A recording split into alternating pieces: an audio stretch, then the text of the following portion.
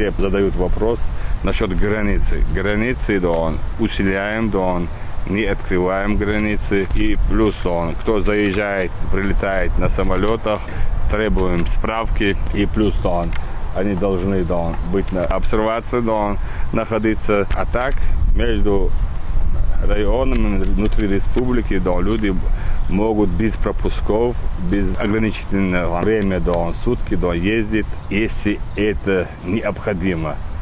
А не просто так поехать, зайти к кому-то, там, сделать так, чтобы он заболел. Да. Человек не может знать, что он является переносчиком или нет. Бывает бессимптомный, да. Поэтому, когда будете ходить в гости друг к другу, да, обязательно одевайте маски, 1,5 метра дистанции. Если закрытые помещения, да, максимально, да, 15 минут, чтобы больше не находились. Я сегодня вот был у мамы с нашим министром дел, сказали, чтобы она вышла издалека 2-3 метра, да, поговорили с ней, да, минут 10, да, и сказали, да, больше нам не разрешают, Роспотребнадзор, да, и приехали обратно, да.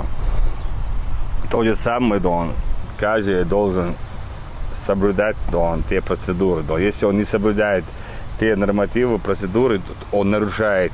Это есть грех в исламе, это преступление, потому что, да, не зная, да, что у него внутри, болеет он или не болеет, если он пойдет и заболеет, человек умрет, он за это на том свете должен отчитаться, да.